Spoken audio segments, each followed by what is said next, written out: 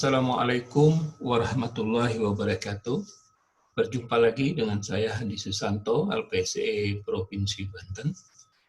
Kali ini saya akan menjelaskan tentang perencanaan pengadaan barang jasa sesuai dengan Peraturan Presiden Nomor 16 Tahun 2018 tentang pengadaan barang jasa pemerintah dan Peraturan LKPP Nomor 9 Tahun 2018 tentang pedoman pengadaan barang jasa melalui penyedia.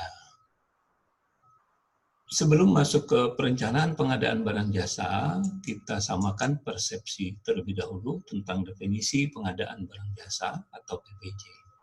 Jadi apakah pengadaan barang jasa itu atau PBJ itu?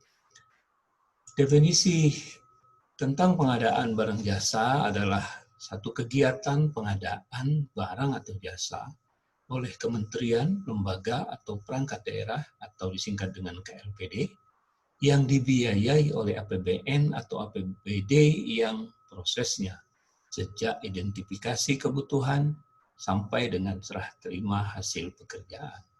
Jadi definisi pengadaan barang jasa itu bukan hanya pada proses lelangnya saja atau tendernya saja, tetapi proses pengadaan barang jasa itu dimulai dari awal pada saat mengidentifikasi kebutuhan. Kemudian ditetapkan pengadaan barang jasanya, lalu dianggarkan, setelah itu proses pengadaannya melalui pemilihan penyedianya melalui tender atau non-tender, kemudian dikontrak, setelah itu dilaksanakan kontraknya, setelah selesai hasil pekerjaannya diserah terimakan. Jadi prosesnya utuh, mulai dari awal mengidentifikasi atau perencanaan pengadaan sampai dengan serah terima hasil pekerjaan. Jadi ini definisi terbaru dari proses pengadaan barang jasa atau PBJ sesuai dengan Peraturan Presiden Nomor 16 Pasal 1 Ayat 1. Untuk lebih detail kita lihat pada proses pengadaannya, bagaimana proses pengadaan barang jasanya. Kalau kita lihat, dimulai dari perencanaan pengadaan, kemudian dilanjutkan dengan proses persiapan pengadaan, lalu ada persiapan pemilihan pengadaan, kemudian ada proses pemilihannya, baik itu tender ataupun non-tender, kemudian dilakukan pelaksanaan kontrak.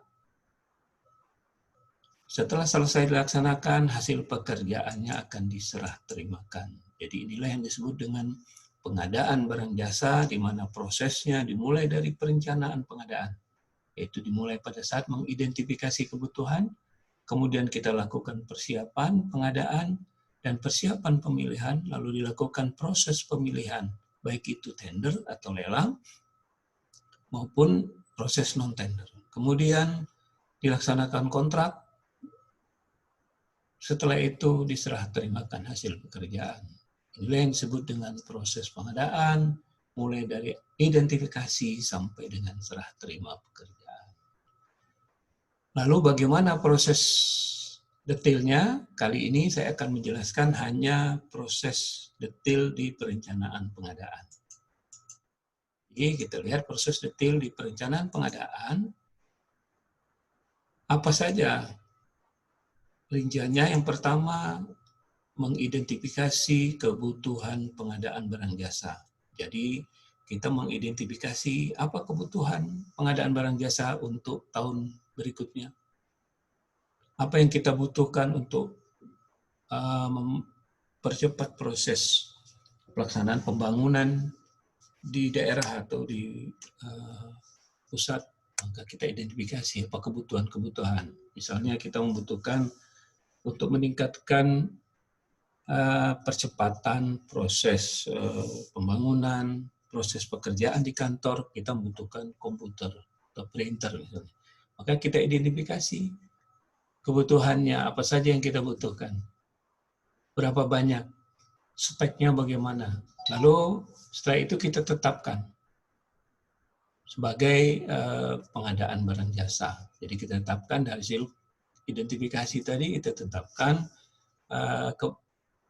pengadaannya. Nanti kita tetapkan sebagai pengadaan barang jasa. Kemudian kita pilih Cara pengadaannya bagaimana? Apakah ini melalui penyedia ataupun dengan cara swakelola? Kemudian kita tetapkan jadwal pelaksanaannya. Nah, jadwal di sini bukan jadwal detail untuk proses tender, tapi proses bagaimana, kapan kebutuhannya. Bulan kapan kita butuhkan barang atau jasanya, kemudian setelah itu kita bisa menentukan kapan pelaksanaan kontraknya, berapa bulan, kemudian kita tentukan kapan jadwal pelaksanaan pemilihan penyedianya.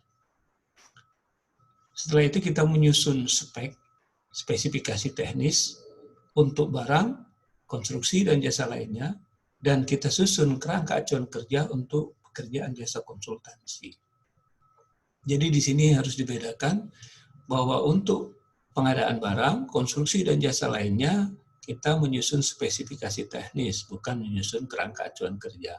Tetapi untuk pekerjaan konsultan, kita tidak menyusun spesifikasi teknis, tapi kita menyusun kerangka acuan kerja. Kemudian kita menyusun biaya atau RAB yang nanti bisa menjadi pagu anggaran pada saat kita membuat anggaran pengadaannya. Nah, pada saat menyusun spesifikasi teknis atau KAK ini dan juga menyusun biaya ini perlu diperhatikan untuk pelaksanaan konstruksi.